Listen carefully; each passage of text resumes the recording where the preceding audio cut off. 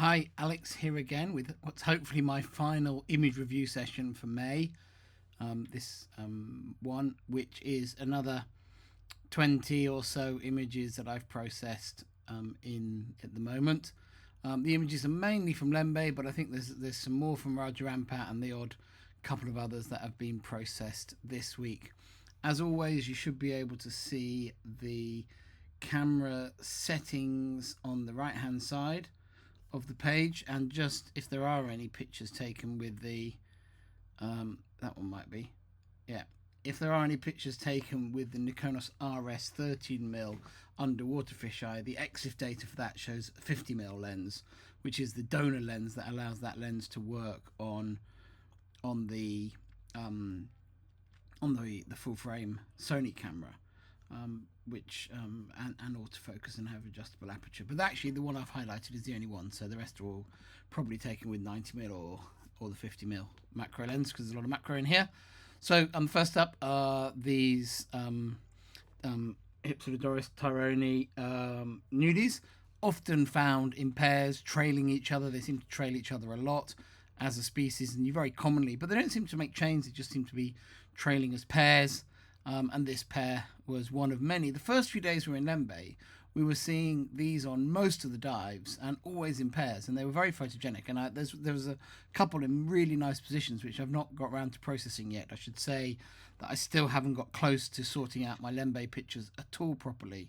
And the ones I've chosen to process are ones I've literally just been scrolling through looking for something and said, oh, I should process that one out because it will be quick or easy or something like that. So I really need to get on top of that set of images because there's so much really interesting stuff, and I really need to make sure I'm putting my time into processing the right pictures, not the wrong pictures. This next picture, though, I think is really eye-catching. It's a picture of a blue ring octopus swimming, and I like how splayed out all its arms are. You can see it's really actively swimming at this point. There's always a bit of an argument what's the front end of a blue ring, but blue rings tend to swim when they're swimming like this, tentacles first. So when they're jetting, they swim sort of bell first, but when they're swimming like this was swimming. So this was actually swimming away from me. But I really like the pose, and I thought it still looks really cool like this. So I like this shot, even though it was actually swimming away from me at the time when I took this picture. Though it wasn't really interacting with me, it was just swimming around. Just up off the seabed, and happened to be swimming away from it as I went towards it. It was going the other way. But yeah, really, really cool subject, really cool opportunity to see. And that was shot with a 50mm, a true 50mm lens, not the pretend 50mm lens we were talking about before. Right, next up is an EMWL shot of a flamboyant cuttlefish on the seabed. This was taken with a slow shutter speed, not particularly on purpose, in that I used a slow shutter speed in order to get the blue light to come in. It was a dark time underwater when I took this picture, and then it ended up with quite a lot of blur, which was, I knew I'd get blur at shooting in an eighth of a second, but it wasn't really intentional blur. But I like the effect, actually. I think it's given a nice energy to the shot of this blue ring, which is really displaying, I think particularly it's displaying to the EMWL, actually, because the EMWL was manoeuvred quite close to it. And I like this view of the flambeau over the seabed. It's a big female flambeau. This is another female flambeau that was very actively hunting, and this one was just constantly coming. I was shooting up the slope on one of the muck diving sites. The slope in the picture here is just one of the ripples on the seabed, but this flambeau was just moving in one direction, and I was having to keep backing up to shoot it. But what was great is it just kept coming onto the camera, and I've got shots of it hunting as well with its arms out in the picture, with its tentacles out, the two tentacles and the eight arms in some of the pictures, and I must definitely process those as well. Because they're pretty cool. But this one, it just had such great eye contact, so concentrated. And I love the cuttlefish when they're just like in this full-on hunting mode. Nothing's going to bother them. Just bang, bang, bang. Eat fast, die young. Live fast, die young. And eat the whole way through it is the way cuttlefish live their lives. Right, moving on to the next one. A couple of Nudibranch shots. I just wanted to process a few Nudibranch shots. This first one is probably more interesting, just technically, in that I was shooting Nudibranchs a lot with gentle backlight on them. So this shot here is shot as a vertical with the top strobe pushed out and beyond the nudibranch and aimed back at the back of the nudibranch. And what that does is it really makes the gills of the nudibranch really ping. And then I put a relatively low amount of front fill flash on the front of the slug, just to obviously fill in the rhinophores and the front detail. This is a Halgerda batangus nudie. They don't tend to do much. They're a slow-moving species, so they're a good, easy-to-shoot species that you can spend time getting exactly the composition you want and the lighting you want. But I like that setup for nudies, and I'd say it's probably my go-to setup is to always try and put some backlight onto the gills to really make them pop in the background of the picture when I'm shooting, especially verticals of the more chunky slugs like that. The next one is just a small Nembrotha Kubayayana. I can always struggle to pronounce that correctly, so sorry for butchering that one. Which is one of my favourite slugs. Not a particularly amazing individual, this one, but it was always nice to shoot them. I don't think I can ever resist shooting those. A thorny seahorse, a female. You can see a female from the shape here. Let me just zoom in. So male seahorses obviously have a pouch in this area here in the abdomen, and females tend to have a notch with a little fin in there, the little pelvic fin in that area of the anal fin, it must be actually, which male seahorses don't have an anal fin. They just have the pouch in this area. So this is a female thorny seahorse, but she just had such a cool coloration with this kind of mix of brown and yellow and pink. Just a really unusual, and white obviously, a really unusual coloration. It's not a particularly nice photo. Shot at f4.5 to blur that background out, to give the separation, but nothing apart from that of any interest really. A very standard shot, but nice to shoot them like this. And I have to say, one of my biggest payday seahorse shots, which was used in advertising, was a shot very similar to this of a thorny seahorse, and they wanted the seahorse to be able to cut out and have exclusive rights to, so it was ended up selling really well. So I think ever since then I always like those very clean side-on seahorse shots. Seahorses do occasionally swim like this with their prehensile tail curled up. And you obviously see quite a lot of photos of this where naughty photographers lift them up into mid-water to get them, so they can get them swimming with a nice curled round tail against a blue background or something like that. So for me, I like it. If I do find one swimming, it's nice to have some sort of background in. I think if you have a solid black background or a solid blue background behind a seahorse like this, an adult seahorse, people get pretty suspicious about how the picture was taken. So I think this picture here, which was a natural one, I think works well. Right, on to the orange frogfish, shot again with a 90mm lens. Very often one of the first things I do when shooting frogfish is one of my first choices is to go to single strobe. Single strobe sorts frogfish out really, really well. And what I've done to shoot this one is I've just dropped that single strobe, so it's lit from the strobe on the right hand side, and I've dropped that strobe right down to the seabed, so the light is skimming across the seabed, and it creates these really big shadows off the frogfish and really makes them stand out from the background. What I tend to do to create this light like this is to put the flash as low as possible and then actually tip it over and down. I'm doing it with my hand, but you obviously can't see me, so that it's kind of almost firing into the seabed, and then the light kind of gets squeezed out along the seabed towards the frogfish, and it makes for this kind of, it gives you basically, a lot of people without thinking might say, oh, it's a snoot shot, but actually it's just single strobe aimed and squeezed along the seabed. Another frogfish, a very, very handsome one.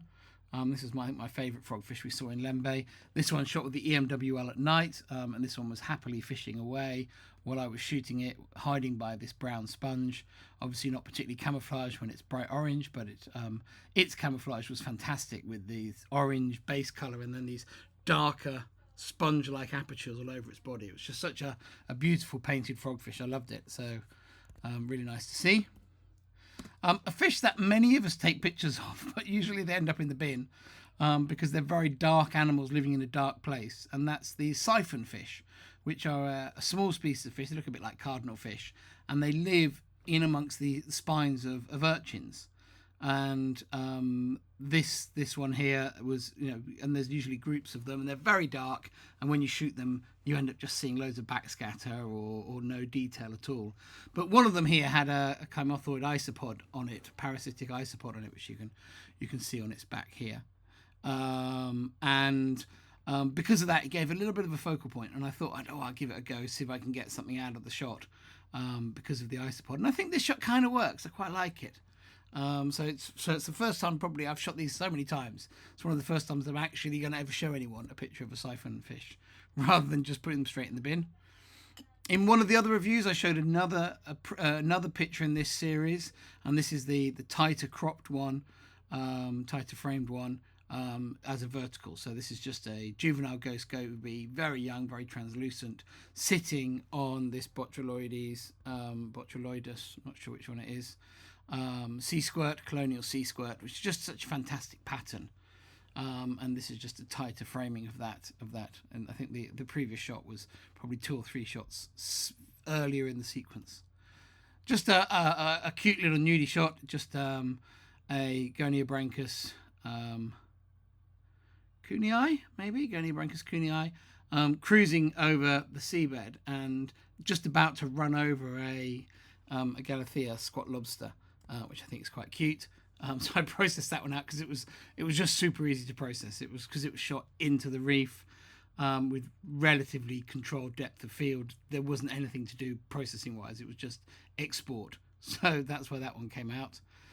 That's the end of the Lembeh shots. We've now got a picture from Analau that I hadn't processed, which I quite like and decided to process out, which is this pair of salps, both of which had little juvenile jacks or something living inside them, which was kind of quite a cute little picture with the 2 salps and the 2 jacks, and I thought that one should get processed out, so I processed it quickly. Next up is just the settings on that one, very classic for me anyway. Settings for a Blackwater dive, f/18, lots of depth of field, 1/200th. I tend to shoot on electronic shutter on the Sony on Blackwater dives, so shoot at 1/200th. I'm not going to get any blur or anything at that. And then varying the ISO depending on the subject. The more translucent a subject is, the higher I push the ISO. The more reflective it is, the lower I push the ISO. And the ISO is the main thing I vary on a Blackwater dive. And generally most of the time I'm shooting f/18 at a 200th and then just pushing the ISO up and down. Next up is some pictures from Raja Ampat. This image here, just a couple of dive boats tied up over the reef at Mansua Island, and one of the dive sites, one of the jetty dives there. I forget the name of the jetty now, but that's that one. And then another picture from Yangefo mangroves, and the mangroves between Yangefo Island and Gam Island, and just this, Lobophilia. Goniopora. I can't remember the name of the coral. I'm not doing very well today with my IDs. But yeah, this coral, nice coral growing in shallow water with the trees behind. It's not the most amazing composition, but they're quite useful, those split levels of the mangroves. Okay, now moving on to, this is taken in Dharam, in Missoul, in Raja Ampat, and a bunch of convict blennies just sweeping over the reef. And I have to say, whenever I see convict blennies, I always go towards them on the reef dives, particularly in Raja Ampat, and then just look for subject matter within them to make the frame. So I'll shoot the convict blennies, but I also always want kind of a nice arrangement, and these 2 sea fans made for an interesting image around the convict blennies. I think now we're into my Missoul trip pictures, so still Raja Ampat still this year, but the second trip I went there to Missoul Resort, and just a massive bunch of scissor tail fusiliers with those black bars on their tail. Not the most interesting picture taken with the, but that's the one wide angle taken with the Nikonos 13mm lens. I think the other wide angles are all FCP except the split level, which is the 8-15. A macro shot on the house reef at Missoul of just a little striped triple fin, and sitting on this lovely pink sponge. I like pictures that are just simple like that. They're quick to process as well, but also I like my macro shots where there's just a dominant colour in the picture. There's a couple more pictures I've processed out from the model shots I took of Jamie here modelling, and actually these first 2 are quite good because they're both shot with the FCP, but they show the difference in perspective of zooming it from one end to the other. The colours are a bit richer. You see when you get a bit closer with the fisheye, her hair colour looks better.